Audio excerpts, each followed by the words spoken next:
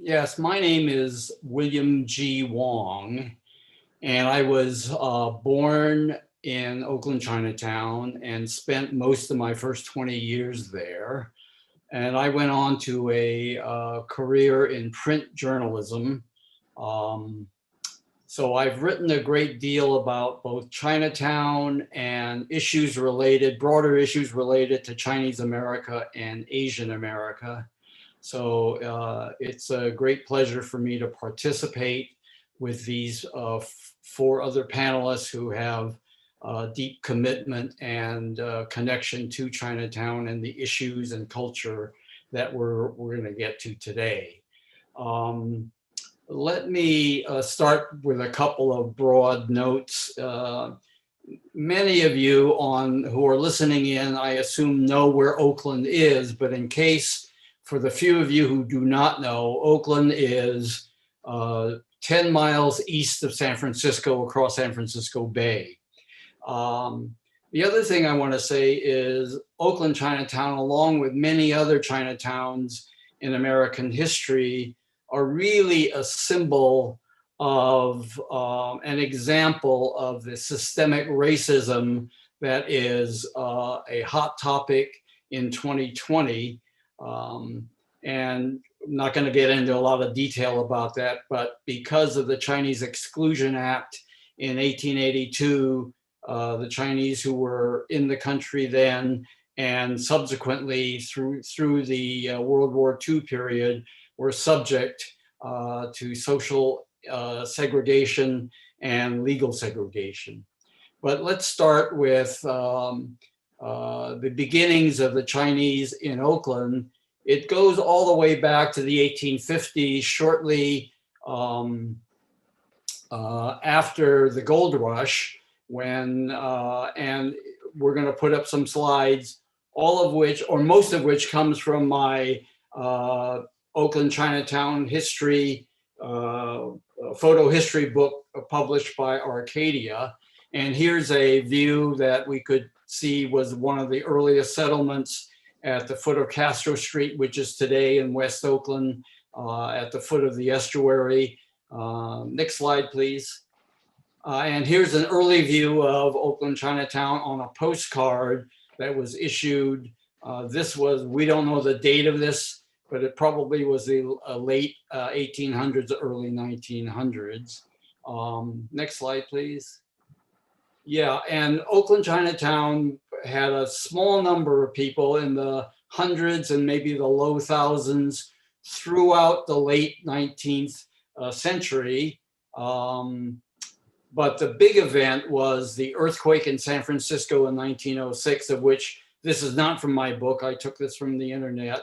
And it's a showing that San Francisco's Chinatown was heavily devastated. But as a result of that, a number of San Francisco Chinese came to Oakland Chinatown.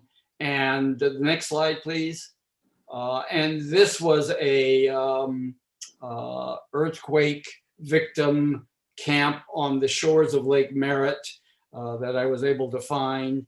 And the result of the San Francisco Chinese coming over, as well as other non-Chinese from San Francisco coming over to Oakland, which was also affected by the earthquake, but not as badly, was that as San Francisco Chinatown was rebuilding, about 2,000 San Francisco Chinese decided to settle in Oakland Chinatown, doubling the Oakland Chinatown population to roughly 4,000 after the earthquake. So during the early part of the 20th century, give us the next slide, please. The idea that Oakland Chinatown, along with other Chinatowns, were a bachelor society, which was largely true, but Oakland Chinatown in the early 20th century, as well as a bit of the late 19th century, were beginning to have families. And here are, in the next 4 slides, I will show you photos of Oakland Chinese families. This one is of Charles Lee. He's right here in the middle of the back, the first Chinese dentist in California. Next slide, please. This is Fong Wan, a famous herbalist, a very rich guy who was nationally known as an herbalist, Fong Wan. Next slide, please. And this is the Li Bo Wen family. And Li Bo Wen is the old man in the second or third row. They're the Bowen family, which has opened a well-known kind of liquor store, coffee shop at the corner of 8th and Webster. And next slide, please. And this is the Liu Hing family. And Liu Hing was quite a tycoon, and starting in 1904, he started the Pacific Coast Canning Company in West Oakland, hired a lot of people, Chinese and non-Chinese, and his business lasted through the early 1930s. So there were families. This was really the beginning of Oakland Chinatown as a family center, a place where people lived and worked. Next slide, please. And among the many jobs that the Oakland Chinese had were vegetable peddlers. This is a sort of a well-known image of a guy carrying on his back baskets of vegetables. And next slide, please. And here is a photo of a Chinese lottery ticket. And while some of us don't like to really admit it, but lottery was a big industry in Chinatown from the early days through the 1950s. My father happened to be one of those who operated a Chinese lottery, got him into some trouble, but it was a big deal in Oakland, hired a lot of people. So the 1930s, 1940s were very active with regards to the lottery, and a lot of families were involved in this industry. Next slide, please. And going into World War II, this is a famous Dorothea Lange photo at the corner of 8th and Franklin looking south. This is a grocery store owned by a Japanese American family, but we should know that World War II was terrible for Japanese and Japanese Americans on the West Coast. And in Oakland Chinatown, it was largely Chinese, but there were a number of Japanese, some Filipinos as well, and a few Koreans. So those are the 4 Asian ethnic groups that were in Chinatown and bits of West Oakland.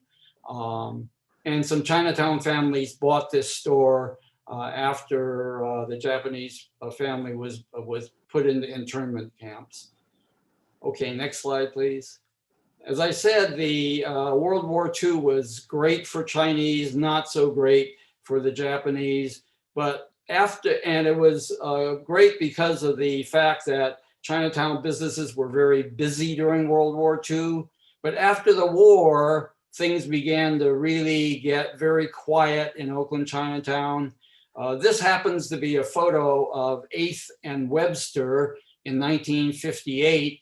I wasn't able to find many photos earlier than that, but this became the center of Oakland Chinatown starting in the 1870s. But Chinatown in the 1950s was really not doing very well. Next slide, please. And this is a personal favorite of mine because the sign that says Great China is the restaurant that my mother and father ran from 1943 to 1961, and where I basically grew up along with my 6 older sisters, all of us working there as unpaid labor. But we really learned responsibility and really enjoyed the Chinatown village that we knew in the 40s and 30s, 40s, and 50s. Next slide, please. And this is a photo of one of the few buildings in Chinatown that has, quote, an Oriental or Chinese look to it. It's at the corner of 7th and Franklin, and it has a long history itself. of once being a nightclub.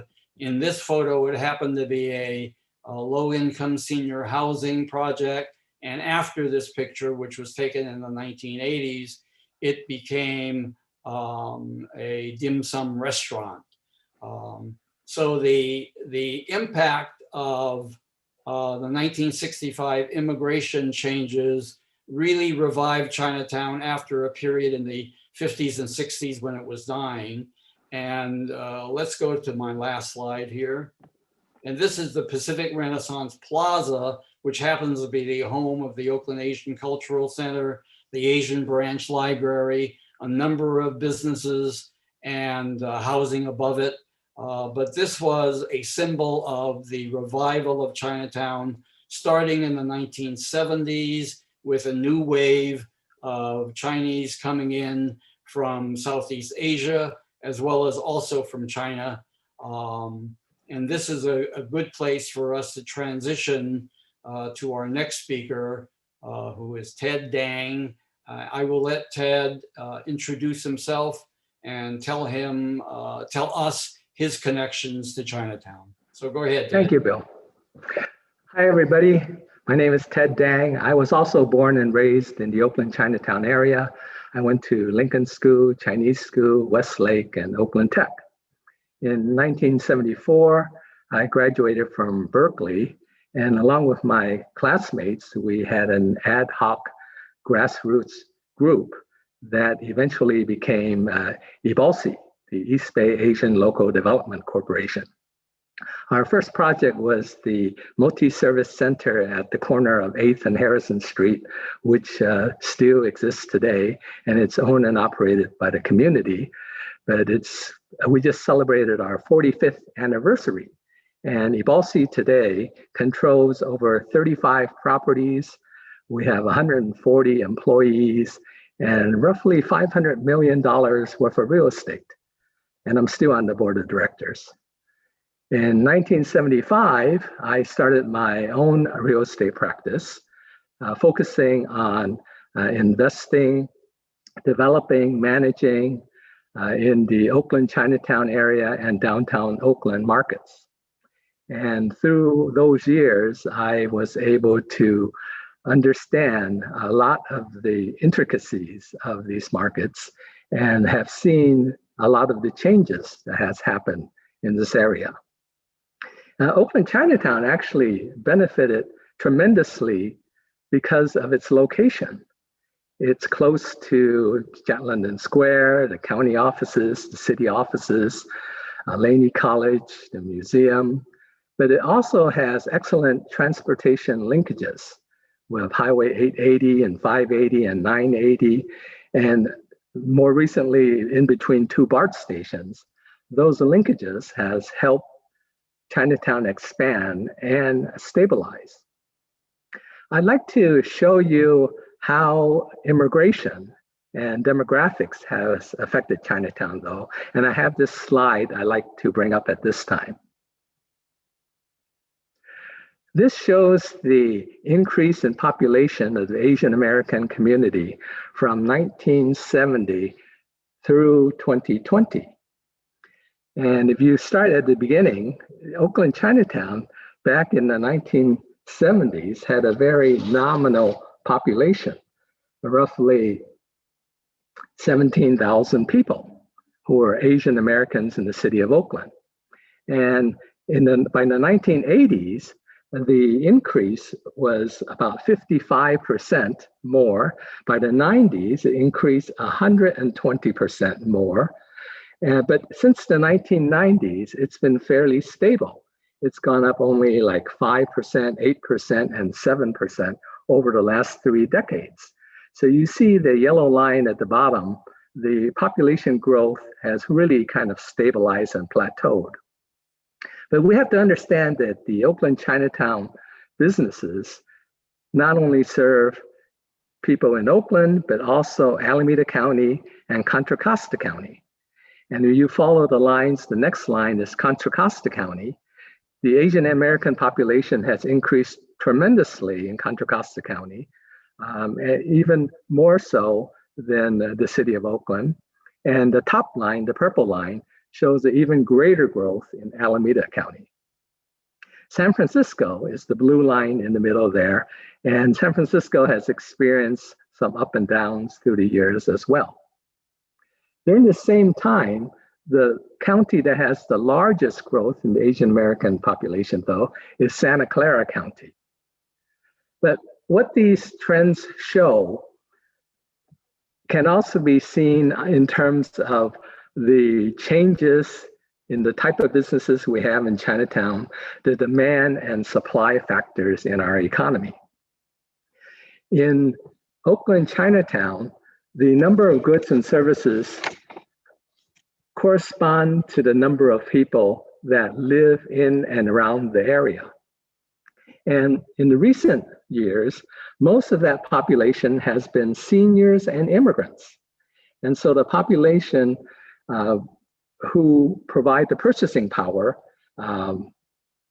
can patronize the businesses in Chinatown, but the income levels of the immigrant and senior population is not as generous as in the suburbs. So a lot of the growth and the trend in businesses are in the suburbs. Many of you know there's a Pacific East Mall in Richmond. There's several Asian malls in Fremont and Union City. And Alameda actually has some excellent Chinese restaurants, dim sum restaurants and markets. San Leandro, the same thing, to the point that a lot of these suburban Chinatowns or shopping areas have pulled away a lot of the business from Oakland Chinatown. But in the meantime, the Oakland Chinatown continues to prosper in certain aspects. The number of banks in Chinatown roughly number 13 at this time, and the deposits in those banks have increased from 1981. The total deposits in Chinatown banks were about 55 million. Today, there are $2.7 billion in the 11 banks in Oakland Chinatown. Bank of America, HSBC, and East West Bank have deposits of over $500 million each. And in the banking industry, a prosperous bank can be defined as having deposits of roughly $80 to $100 million. So the banks in Chinatown obviously are doing fairly well with these huge deposits. Chinese, Asian Americans in general just have a high savings rate. In the adjacent zip code area of downtown Oakland, 94612, the total deposits in 2020 are estimated at roughly $5 million. So with all the office buildings and businesses in downtown Oakland, they're less than twice what we have in the small area of Chinatown. In the nonprofit community, there have been a lot of significant changes. The largest employer today in Oakland Chinatown is Asian Health Services, with roughly 450 staff members. In the olden days, the largest employers were private enterprises like restaurants and sewing companies. But today, there's hardly any sewing factories left. The nonprofits have to also adapt to the needs of the community because the seniors and the immigrants need their goods and services. That's why Asian Health Services continues to expand. They just built a new dental clinic at 11th and Jackson. Family Bridges is building a new child care center at 12th and Alice Street. Hibalsi has just completed family housing on 11th and Jackson. We're also planning to build a senior complex on 12th and Harrison.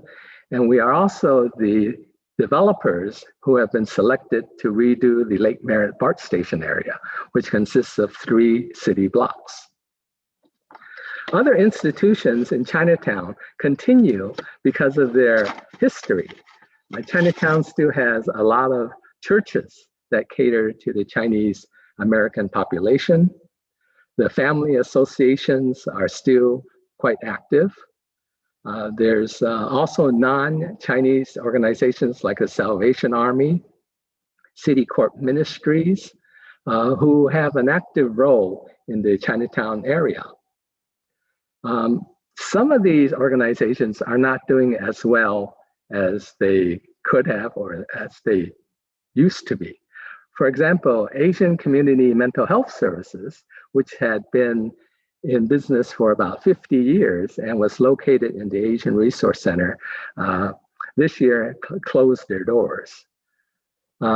Episcopal Church, which is on Harrison and 10th Street, recently submitted a request for proposals to develop their site on 10th and Harrison Street.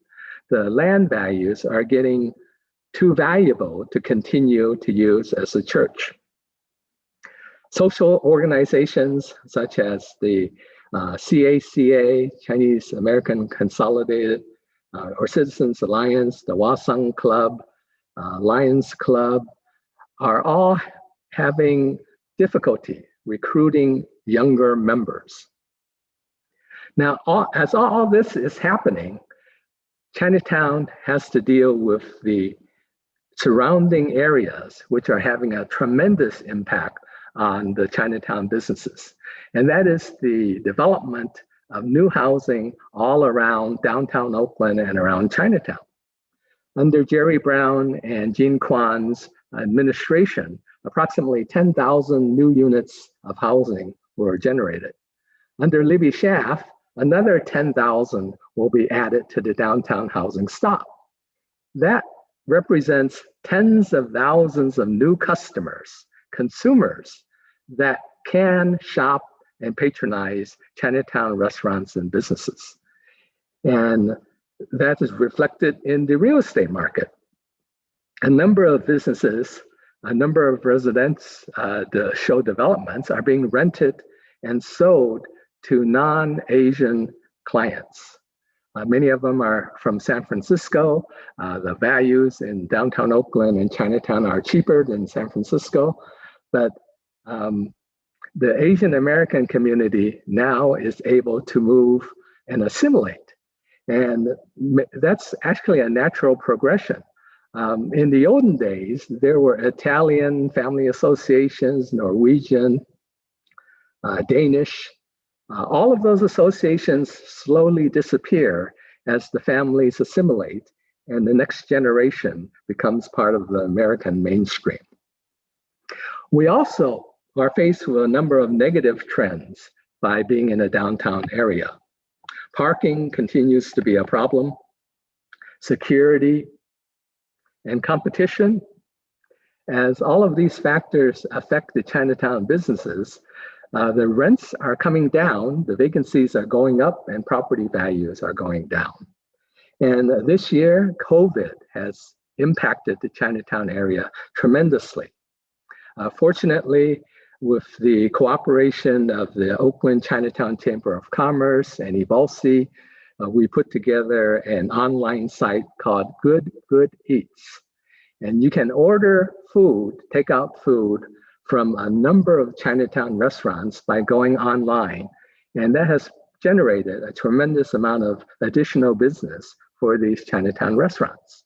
In addition, sometimes these restaurants are asked to produce a couple of hundred meals to serve the seniors and other populations in the Chinatown area. With this trend, I'm afraid the real estate market for Chinatown today has plateaued. In fact, most of the major buildings in Chinatown are on the market for sale today. That includes a number of the commercial units at the Pacific Renaissance Center. It includes the Phoenix Plaza, the former Orient Market building. The development of a number of existing buildings in Chinatown has come to a halt or are going much slower because the demand is no longer there, even with low interest rates. The bottom line is that there will always be a need for Chinatown, but Chinatown needs to adapt. And the success of Oakland Chinatown will depend on how successful Chinatown is at adapting.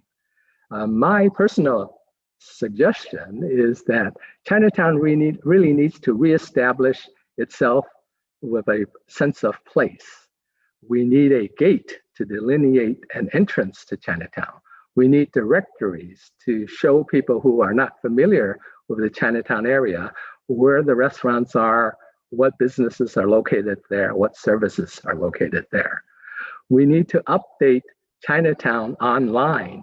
It would be great to have an Oakland Chinatown website that includes all of the restaurants, all of the business programs and nonprofits. And in addition to that, we need new leadership. As I mentioned, the number of nonprofits we have are tremendous, but that generation is getting older. That's the baby boom generation, the second or third generation in this country, who, by the way, represent people who will benefit from the largest transfer of wealth in recent times. I mean, we inherit properties left to us by our parents. And we were fortunate, many of us were fortunate to get a good education and are fairly successful on our own, such that our kids have tremendous opportunities. So our kids will benefit from both their grandparents and their parents' legacy. But let me tell you this, you can't give them everything that they want.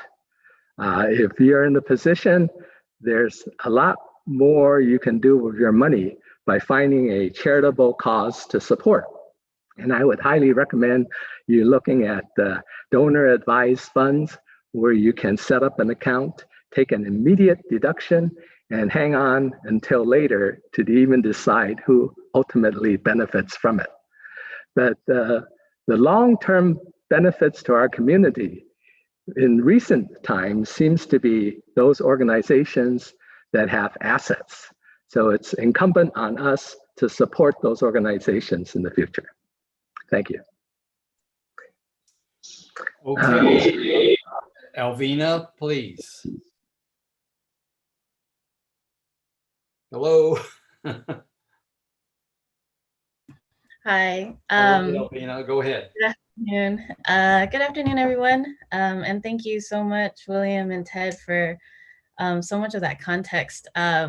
My name's Alvina. I'm the campaign and organizing director at APEN, which is the Asian Pacific Environmental Network. And we've been organizing low-income Asian immigrants and refugees at the intersections of poverty and pollution, really starting with the Laotian refugee community in Richmond for over 25 years. And we've been in Oakland Chinatown since 2002, really working with low-income Chinese immigrants and tenants.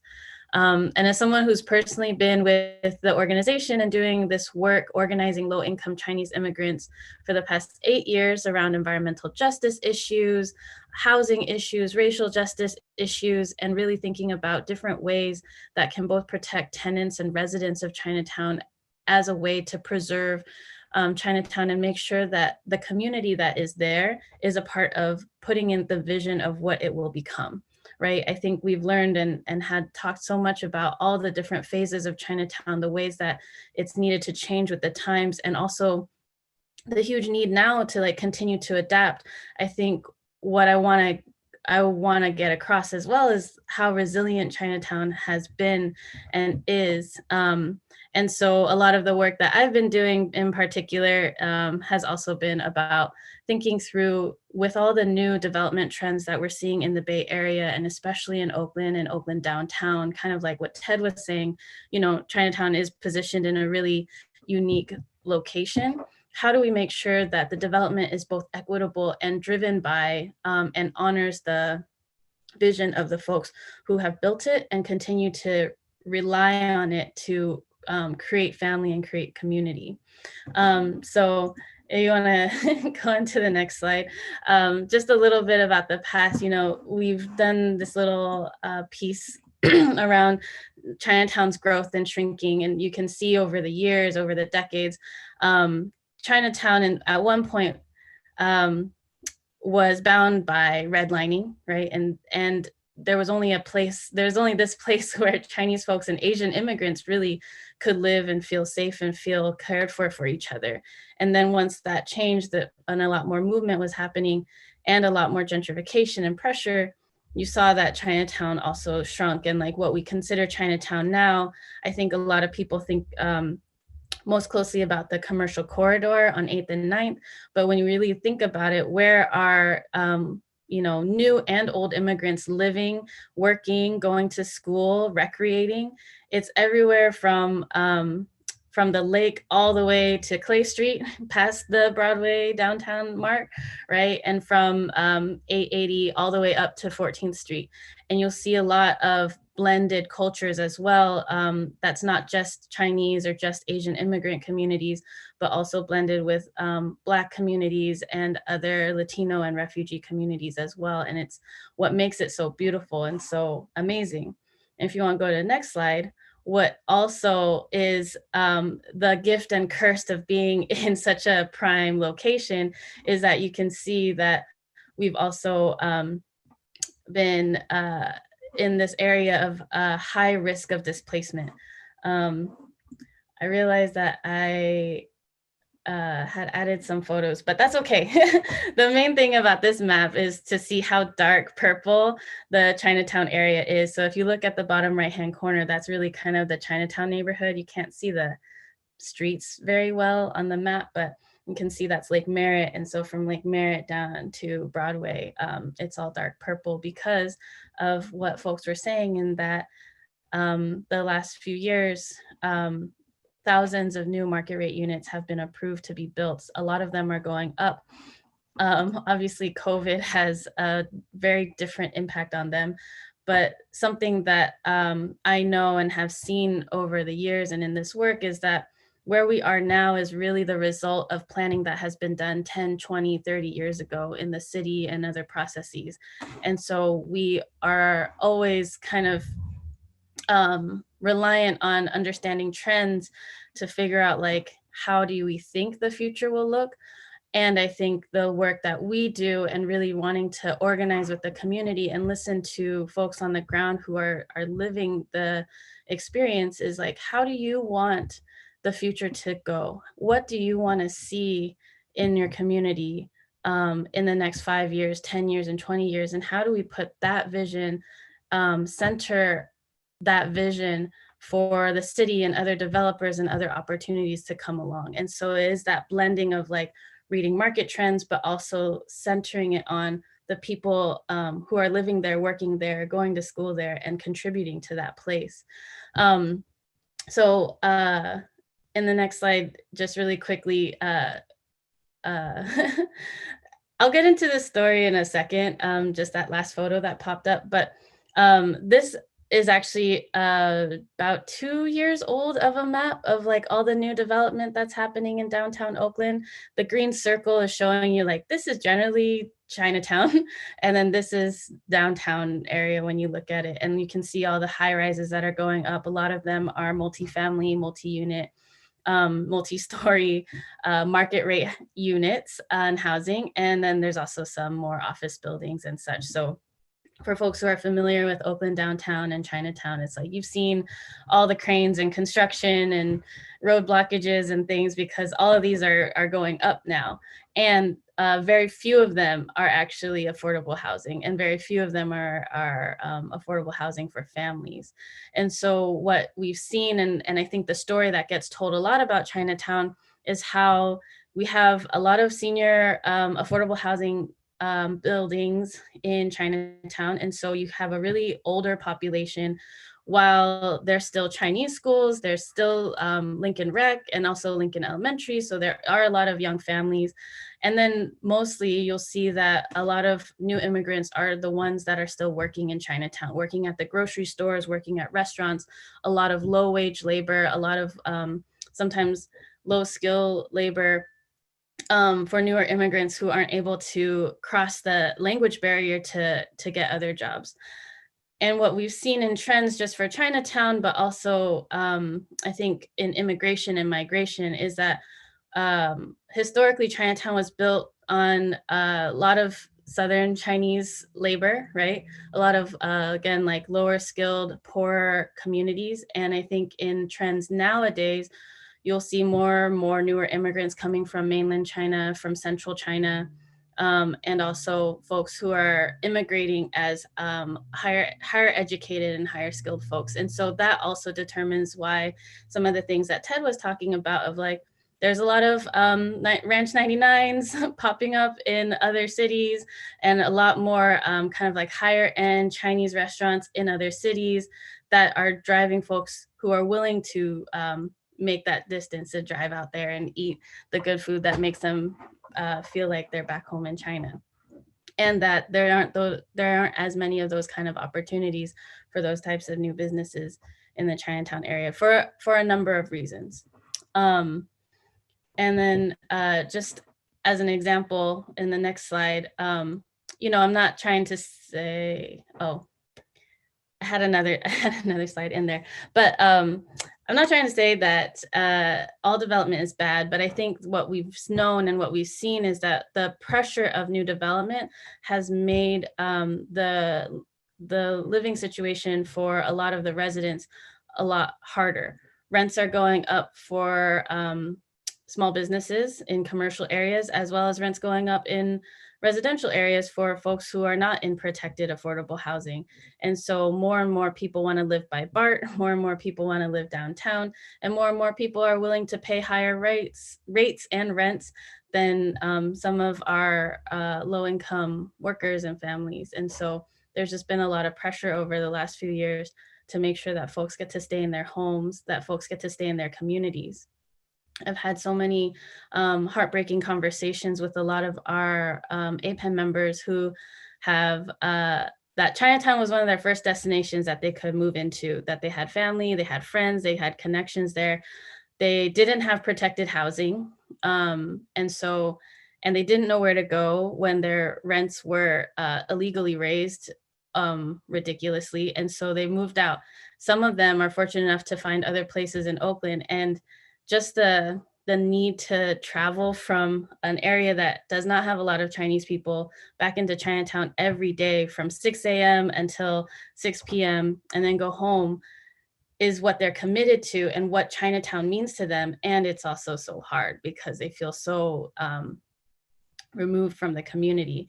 And I think for folks who are pressured to move out further into other cities and neighboring areas, it's even harder, especially if they don't drive, especially if they're older, especially if they don't have other language skills as well, which is what we see a lot in our monolingual community. And I think, I'm just like checking on time. And I think where we want to talk about in terms of where we want to go is it's a little bit of a two-way street. You look back at like, how do we survive all the things that we survived was really based in community and based in caring for each other and taking care of each other. And I think in this COVID moment, yes, we can look at so many horrible numbers of just people who are going without food, people who can't pay rent, people who have lost wages, businesses who have lost business. There's so much of that negativity and truth in that. I'm not trying to deny it, but there's also so much beauty in what it takes for our communities to come together and take care of each other with the resources that we do have. And so in these photos, I don't know if folks remember in the summertime, we partnered with World Central Kitchen, not just APEN, but Good Good Eats mainly, but a lot of other Chinatown orgs contributed to this month-long 5-day meal giveaway program. And so the next couple photos are kind of showing the resilience that we have when we come together, especially in moments of crisis, but how actually this is just replicating what we do with and for each other every single day at a different scale, right? I think the beauty of Chinatown and what I think is so unique about Oakland Chinatown compared to other ones is that it's still a heavily residential and commercial area. And so you still have people who are living down the street so that they can walk to work, walk their children to work, or maybe you have a grandparent who has the grandchildren 5 days a week so that they can go to school, they can walk them to school, they can help do some of the childcare where the parents are having to work further out in the suburbs or in other cities, and then coming back on the weekends to have family time together. If you go into the next slide and other photos, I think This is more around kind of the community care and mutual aid networks that we've in Chinatown started. I'm not just trying to say APEN in general. APEN is just one of the pieces of this larger ecosystem. And it really takes all of us coming together to really fight for what we want and say, this is what we deserve. And this is how we want to make sure that our vision gets to be put at the forefront of what comes next. And so you see in some of these photos, it's not just about helping each other, it's also about fighting with each other, not against each other, but with each other in joint struggle or in solidarity with other impacted communities as well. And so I think recognizing and remembering that Chinatown also has a deep, long history in that, in the Bay Area and nationally is huge. And just quickly to a couple other, the slides, you know, a lot of our work in Chinatown and really organizing internally for what we need most is also being able to show up with other communities when they need us and recognizing that when we are in need, there are other communities that want to come in and support as well. And so in the next slide, I don't know if folks remember or had heard about the weekend after the big the first George Floyd protest. A lot of folks were really upset that a lot of the Chinatown businesses, a lot of small businesses throughout Oakland really, but Chinatown had gotten tagged up. There were some attempted break-ins and all that. And the community banded together to do a huge cleanup project. And also remembered that like, this isn't about Asians versus Blacks, but this is about our communities coming together and fighting for what's right and taking care of each other in the times that we need it. And so you can't see the full photo, but on that day, and really props to OCA for organizing it, you know, we had hundreds of folks from Chinatown, from around the city, from other ethnic communities, from outside of Oakland who came in and spent that day repainting walls, picking up trash, and all those things. And I think that's the type of resilience that we want to keep building upon into the future. And again, centering that on like, who are we within this larger context and in the larger context of what's going on. And so I feel like there's a lot more to be said and a lot more that we can riff off with the other panelists. So I'm gonna go ahead and pass it back to William for the other speakers. Thank you. Okay, that's fascinating contrasts and all very insightful. But Tiffany, why don't you give us your perspective? Great, thanks. Thank you all. My name's Tiffany Ng. I'm one of the co-founders of Friends of Lincoln Square Park. I wanted to thank Akemi and OACC and everyone for hosting this event. I'm going to talk a little bit about Lincoln Square Park and specifically our exciting plans for the rec center. And again, thanks to all of the other panelists. I'm super inspired by everything I'm hearing today. So first, some backstory. 6 generations of my family has lived in and around Oakland, Chinatown.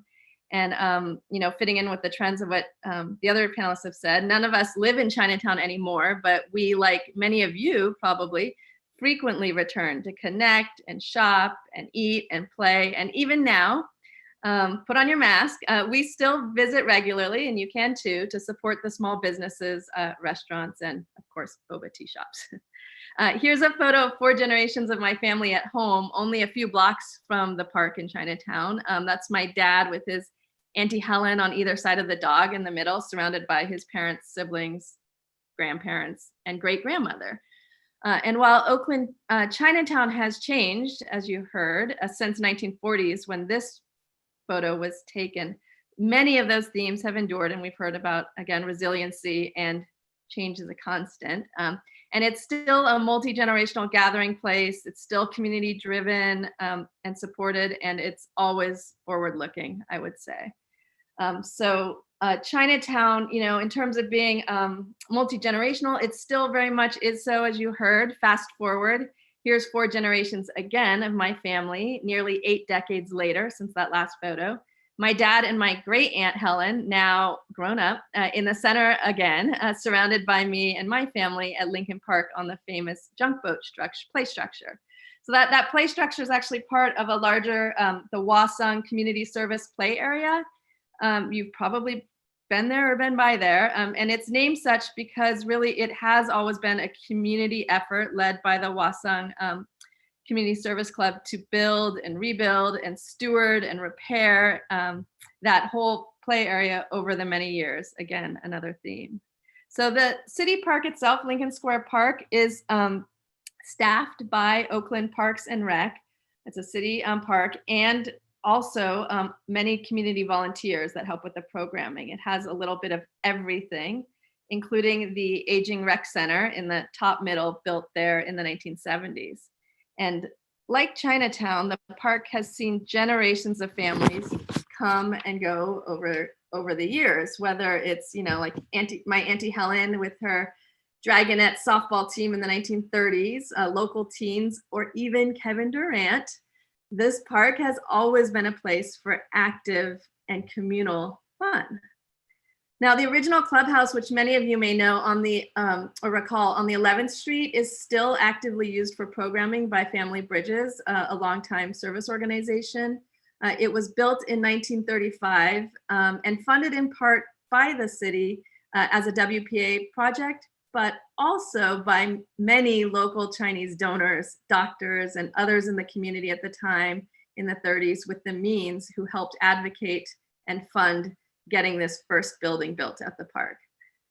So fast forward, 3 years ago, my husband and I, along with a multi-generational group of other community volunteers and organizations, many of that you've heard of today, formed Friends of Lincoln Square Park to really help steward the park into the future, and specifically to help build a much needed, bigger and improved recreation center. Should be on the next slide. It's been part, so this is one of the renderings of what we've been thinking about what it could look like. And as you can see, we're proposing adding more space by really growing up. So in the next slide, it's really, over the last 3 years, it's been part an advocacy campaign to get the city to prioritize a bigger recreation center. It's been part a community outreach effort, and in part a capital campaign to help raise much needed gap funding to make the project a reality, just like they did with the original clubhouse many years ago. So building a new recreation center is really the top priority for Friends of Lincoln Square Park, and in many ways for the Chinatown neighborhood, because the park is an anchor for all of us, for all of us. It's really the only recreational place in Chinatown. It attracts children, adults, seniors, and it's open to everyone regardless of income. People come to recreate with friends, and then they stay to shop and eat and visit the doctor. And it's really the heart of our community. So sadly, these days the park is closed to the public, and it's actually really devastating to see it so empty. It's just like unbelievable. Before, anytime you'd go by, it'd just be like teeming with people of all sizes doing all sorts of things. But even now, it is hosting a few dozen students who need help with distance learning while the Lincoln School is closed. So it's still working in service to the community, just as the park did, in the last 1918 pandemic. And while we know that like this whole idea of building a new rec center for like lots more people to gather, it may not seem relevant like right now. Again, we are always forward thinking in Chinatown, and it really is an ideal time to plan for our future.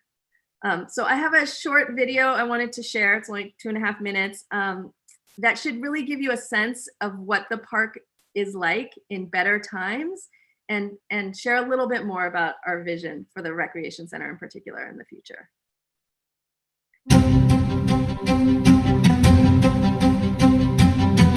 The Lincoln Square is a safe haven for residents throughout the city of Oakland.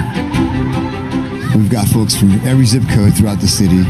We have folks coming in from San Leandro, Hayward, Dublin, San Ramon. Lincoln Square Park was designed way back in the 1800s as one of the 7 original squares, and it was meant to be a community gathering spot. I spent many, many hours on this playground. Now today, my grandchildren, a couple generations down, they're benefiting from this. There aren't too many places where a diverse audience of folks can go to. So having this place gives us an opportunity to connect. They want to just come, enjoy not only the outside, but what's happening inside. We get a full crowd. We've got over 2,000 different people that come through the recreation center, and that's both registered folks that come for activities and the drop-in users. 7 days a week, we have activities going on, stacked one on top of the other. Monday morning, we might start off with the 7 a.m. table tennis program that goes to 11.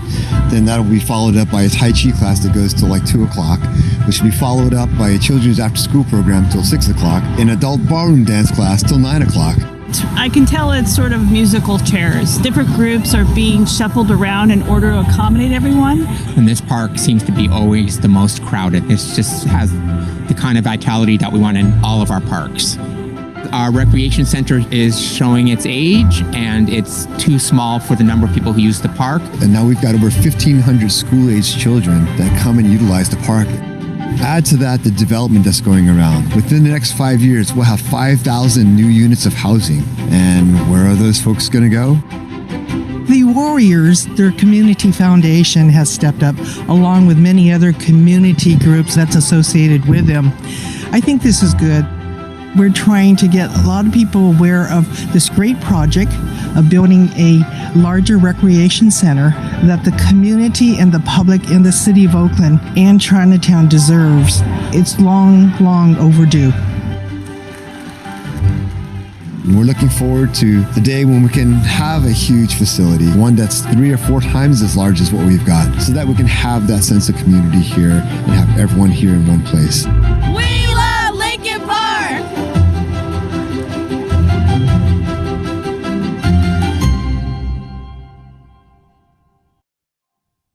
Awesome. Thank you for helping me share that, Akemi. So if you're able to get more involved and support our dream of a new rec center at Lincoln Square Park, or if you're looking for a meaningful way to leave your legacy, definitely learn more at our website or contact me. Just as in the past, this is a huge community effort, and we are looking to engage with the next generation of supporters ready to help advance the park's legacy as a gathering of place for decades to come.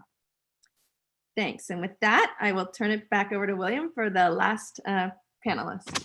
Thank you very much. That's great. I did a lot of playing at Lincoln Square Park many years ago. Anyway, our next and last panelist is Joyce Piznanant, who will give us a broader perspective on many of the issues that have been raised by the other panelists. So please, Joyce, go ahead. Thank you, Bill. Hi, everyone. I'm Joyce Piznanant, and I'm the Director of Economic Empowerment at the National Coalition for Asian Pacific American Community Development. And I'm just really thankful to be included on this panel with such incredible folks that have such deep connections to Oakland's Chinatown. I can't claim to have those same level of connections. I've worked in Oakland's Chinatown by virtue of having our offices located in Oakland.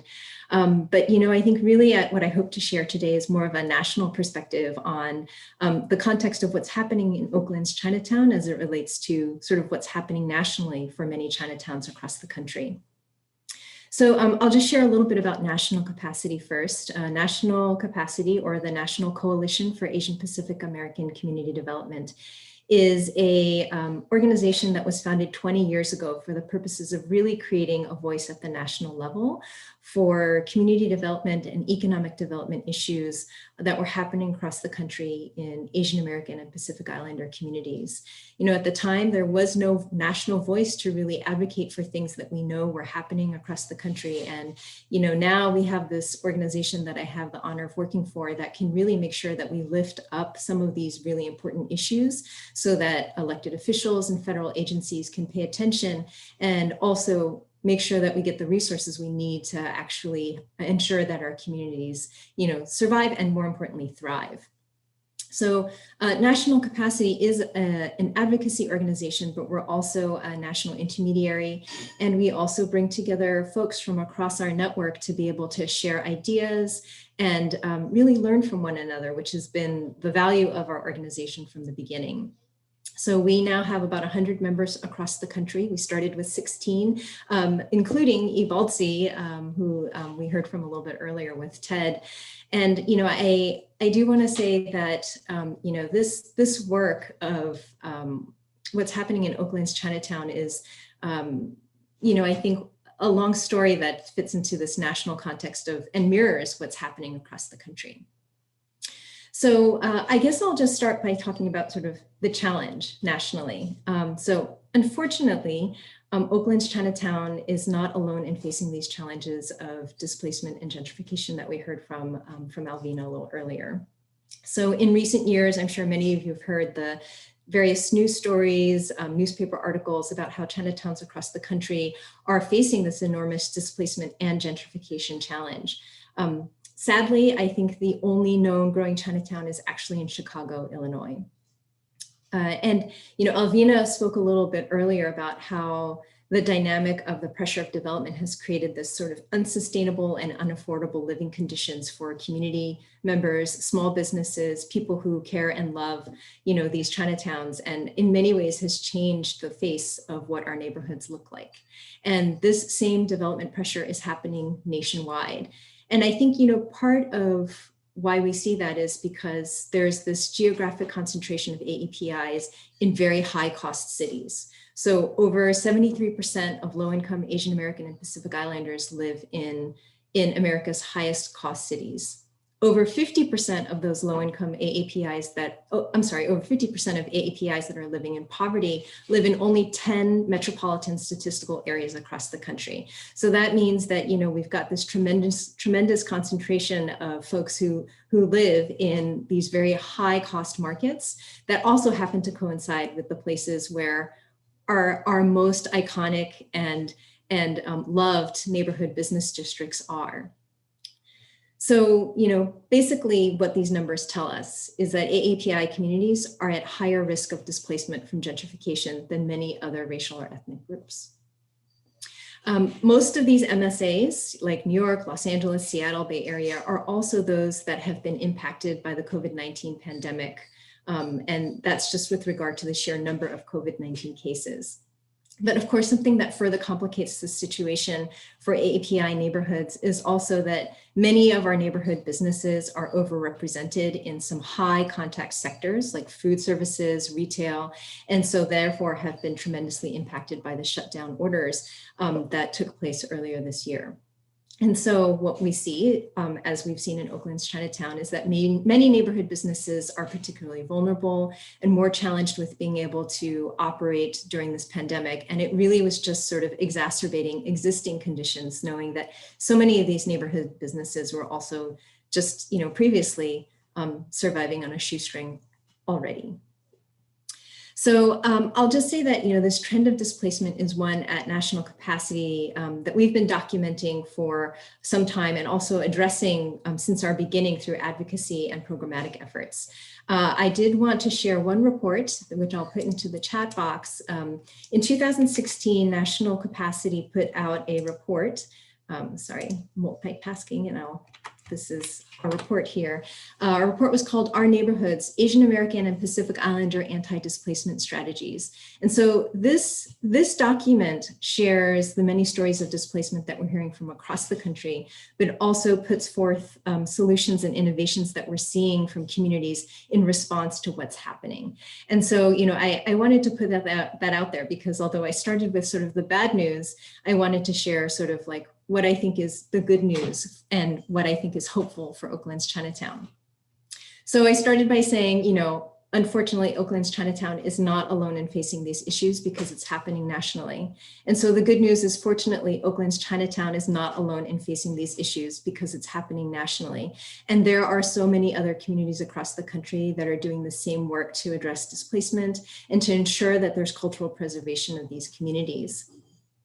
So many of these strategies are highlighted in the report that I just put forth in the chat box. But I did just want to lift up a few examples that I feel like are particularly inspiring at this point in time. One is from Seattle's Chinatown International District. I had the honor of working there for a decade for a few different community development organizations, and I see lots of parallels between that particular community and Oakland's Chinatown. So organizations there in Seattle's Chinatown were similarly mobilized to ensure that there was long-term cultural and economic vitality of the community.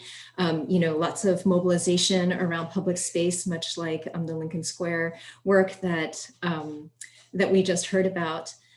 But I think that, also what I see is that in that community, folks also leaned on the neighborhood's many cultural assets as sort of the center for neighborhood stabilization and preservation. And some ideas that I think were really interesting from that community that I think could be further explored is how we engage local property owners and provide technical assistance to smaller local property owners that can play a more active role in local preservation efforts. And I will just say that I spoke with one of the staff up in Seattle's Chinatown just a few days ago, and they were talking about how this strategy seems like particularly important given the displacement that is, we're on the verge of given the pandemic. The ability to really build trusting relationships, speak with property owners to make sure that they're not displacing local businesses during this pandemic, and really trying to find ways to ensure that their commercial tenants can stay to help maintain the cultural integrity of the community is really, really important. And so, I think that the work that they're doing right now is helping property owners to understand, how can you work with your tenants to make sure they stay, making sure that they understand, what would Chinatown be like if we didn't have that tea shop, that herb shop, that noodle shop? And so think about, not just the rent that's OT right now, but what's the long-term implication of the decisions that you're making about who you choose to rent to. We also know that preserving Chinatowns is not as simple as preserving the buildings or the physical infrastructure. And so, if it was as simple as that, we could just look to DC's Chinatown as an example of how that doesn't work. And as many of you probably know, DC's Chinatown is really just a former shell of what it once was. There's signage in language, but outside of that, there's very few businesses, cultural institutions, and residents that truly represent the Chinatown community. So earlier, Ted talked about the importance of placemaking that needs to happen in Oakland's Chinatown. So I did want to lift up an example. It's not a Chinatown example, but I think it's one worth lifting up, which is that Little Tokyo Service Center in Los Angeles is actually doing incredible work to preserve the historical Japanese American community there. So this effort is looking at neighborhood development through the lens of cultural, economic, and environmental development. And so they are doing some, just incredible work around engaging cultural leaders and artists, and, cultural leaders defined really broadly. That includes local businesses, and includes, seniors, it includes so many different people. And what they're doing is working with these cultural leaders and artists to mobilize stakeholders, engage community members in planning processes, and help to ensure that the voices that are too often ignored are actually at the table. So, I'll just close by saying that, in my opinion, this mobilizing of community stakeholders, especially those who are most ignored, is going to be really critical to Oakland's Chinatown's future. And fortunately, Oakland's Chinatown is incredibly rich with resources. People here care. It's demonstrated by just the sheer number of folks who are on this call. People are mobilized, as Elvina has shared in her work, and then also people are innovating, as we've heard throughout this call. So, there are so many strong advocates that are part of this incredible community that is working to support Oakland's Chinatown. And I will say that that's not something that we see at national capacity in every community that we're supporting. And so, this just gives me a lot of hope. And I just am really excited to hear and see what will come next. Great. Thank you so much, Joyce. Wow, that was a lot of information, and I'm loving the activity we're seeing in the chat. So there seems to be a lot of questions that are rising up already. So I wanted to check, Harvey, if you're ready to maybe start relaying some of those questions, and I'll move us to gallery view. Yeah, sure. I was copying and pasting a number of the questions. A lot of them were comments, but they could be questions as well. There was an earlier question about the role of local banks. Ted talked about the banks and how could local banks be held accountable to support the Chinatown neighborhood, which provide them such substantial deposits and profits. Is any work being done as far as accountability with regards to the banks? Well, we definitely can encourage them to do more. A number of the local institutions have supported annual fundraising dinners, but there's a lot more opportunity for them to participate as active members on boards or committees. There's a business that they can share with the local business professionals. And sometimes it takes a more organized effort because a number of the headquarters for these institutions are not local. Several of them are based in the Los Angeles area. So definitely that question does highlight something to be pursued. Okay, and then there's another question. I guess it overlaps with Alvina's, where she talked about the growth of Oakland Chinatown and how the boundaries are very fluid. Is there an official boundary on which constitutes Oakland Chinatown, or would it be important to designate a boundary?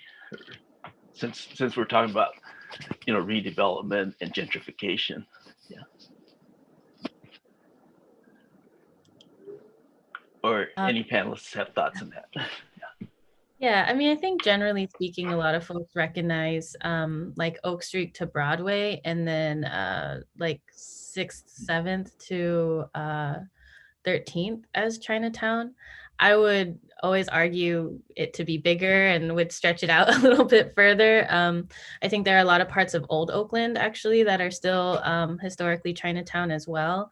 And I think the conversation is, where does Chinatown really start and end? And do we actually want to put those boundaries on there if we actually want Chinatown to continue to grow and expand?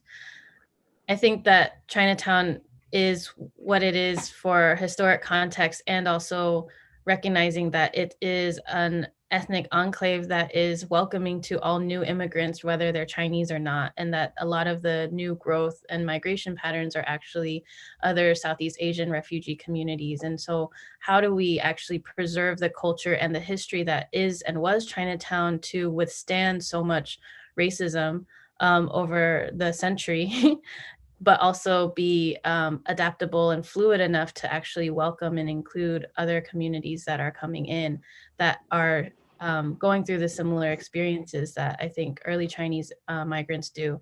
And to name, that we still have a lot of new Chinese immigrants coming into the Bay Area and to Oakland as well.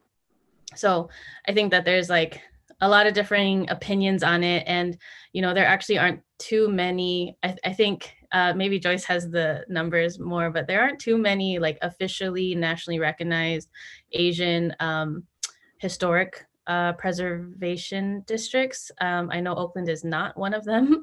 And so it's also a question of like, is that a strategy that we want to utilize to help bring more resources towards growing Chinatown to where we want to go, or does it actually limit us to just being a historic district and not having a future? So I think those are interesting conversations to be in right now. And then related is another question. What does it mean for Chinatown to adapt to increasingly diverse communities, but still sustain its cultural identity? There was discussions of the theme of resilience, but at the same time, there's development going on earlier. I think there was a comment that under Libby Schaaf, 10,000 housing units are being developed, and under Gene Kwan and Jerry Brown, there was a 10,000 plan then. Who's going to live in those housing units? How will that affect the community?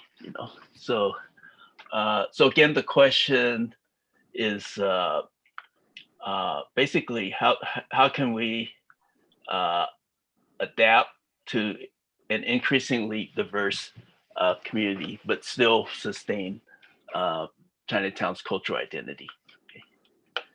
I can start off with just an example from the park. I think a lot of the recreational activities at the park have been more focused on cultural Tai Chi and martial arts and lion dancing and that kind of activity. And so what we're trying to do is make more room so that there's not so much contested public space. The public space can make room for everybody so that it's not like lion dancing versus yoga that the new folks want, may want demands for other recreational activities. So, that's the case for the larger rec center and rethinking the programming. But I think that also comes with rethinking our public spaces to make more room than maybe we had ever imagined. And that helps alleviate this potential future where these larger new market rate developments have their yoga studios on their rooftops and their gyms inside, and there's not as much opportunity to actually just even connect with your neighbor. So I think there's something about anchoring the Chinese culture through our activities in our public space, but also making room so that there's not sort of like two different Chinatowns, like one inside these newer construction buildings or newer places and one that is the past. So somehow growing together into to a newer. I'd like to jump in here as well. I've been on the board of the Sheng Family Chinese Cultural Center, which runs the Chinese school on 9th and Harrison Street for about 20 years. And during that time, our enrollment has dropped almost in half, from 1,500 to, let's say, 750. And that includes two groups, one Monday through Friday and one Saturday morning only. But with COVID, everything is online. We use Google School to teach these kids Cantonese and Mandarin. And it's interesting, some of our students now come from Los Angeles because it's all online. So in the future, perhaps more people can use the programs available if we utilize the computer and online programs more readily. Okay, so that would be like two examples of being able to adapt. Okay. Okay, so another question that came up is with regards to Ted's comments about donation resources, about people who were once part of the community or still feel connected to the community, that they donate to the cultural and social services needs of the community.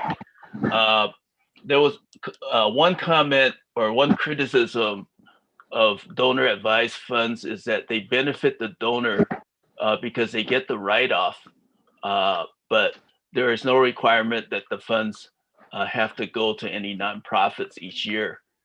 People can benefit community more if they give directly to nonprofits. So that was more of a comment. So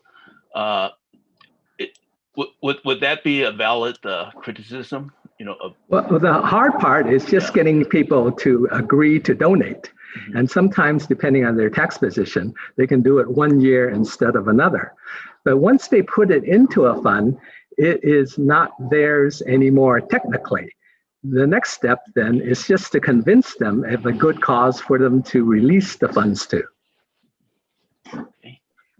And I do think in Oakland Chinatown, we could probably do a better job channeling, like helping folks who are not familiar with all of the organizations understand who is making a difference and in what ways locally, and what are those causes, to make it easier for folks who maybe need to reconnect with Oakland Chinatown or come back, or they had fond childhood memories and now they live elsewhere.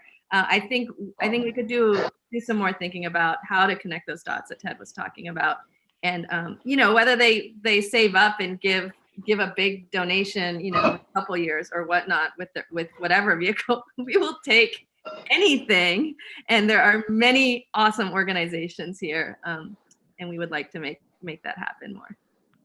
And I would just chime in, OACC, Friends of Lincoln, a lot of other groups that were named, I think by Ted and William, are a part of the Oakland Chinatown Coalition.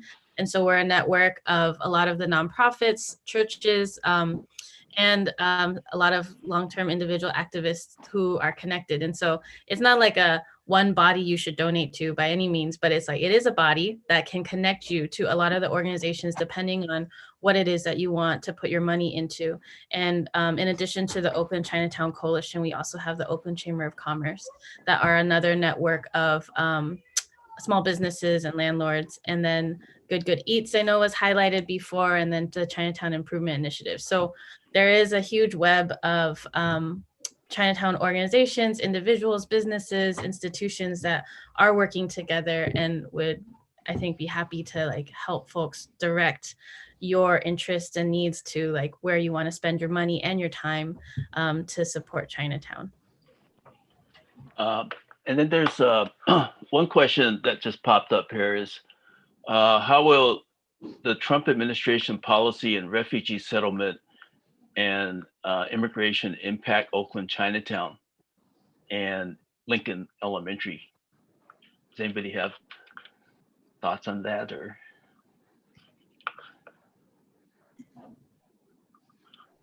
this is my like kind of tangential response, just from some of the work that we're doing and tracking.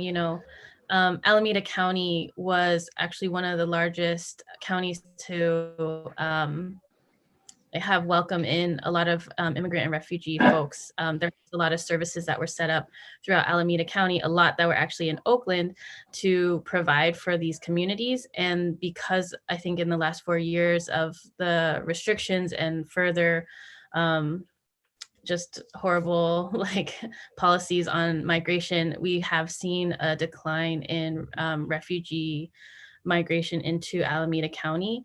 And I think the question and the tension is like, we have built now all these services that can hold these communities, and yet they either are not allowed in, or there's limitations, or there's quotas. And so I think those will be some of the challenges and conflicts that we'll have to navigate into the future. And hopefully, election time is coming, and hopefully there can be some changes in those national policies. And I don't know if Joyce on like national capacity level has anything more to add around that in terms of what we could anticipate on the local level. Maybe connecting with that would be one last question, and maybe Joyce could also address it, is you talked about anti-displacement solutions.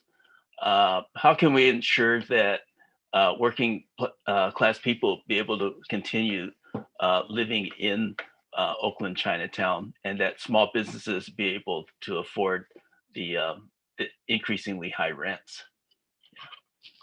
Is Joyce still there? I am, and that just seems like a huge question. I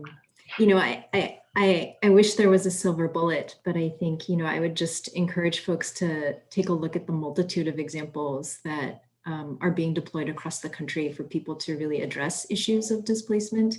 I think there are examples throughout the document that I shared out that include everything from, of course, getting more capital into the hands of people, because, people living in poverty need access to resources. And so how do we help build financial capability, to also looking at ways that we can address the affordable housing crisis by looking at how we can preserve affordability for different types of housing, whether that's, making accessory dwelling units options for preserving affordability, to, looking at other ways we can, preserve naturally occurring affordable housing types of things. I will say that one comment, this is a comment I'm sorry I had wanted to make earlier. Someone had asked this question about, how can we ensure that banks and financial institutions continue to invest in our communities. And, what that sort of struck for me is that, we think a lot of times about things on the local level, but, this past year was a big year for Community Reinvestment Act, for the Community Reinvestment Act, because they're thinking about ways to basically revamp the Community Reinvestment Act, which is basically the federal policy that dictates how financial institutions should be engaging with local communities. And so when we at the local level don't engage and understand some of those same federal policies and how they impact us at the local level, that becomes really challenging. And so, I think in addition to, the things that we're doing at the local level to, mobilize folks to be able to, provide direct services, there's also this aspect of making sure that we're paying attention to what's happening nationally, because those same policies trickle down. And I think that's sort of what Alvina was alluding to earlier with, this question around how immigration policy also affects us locally. So I'll stop there, but. Okay, thank you, Joyce. So that concludes our question and answer part.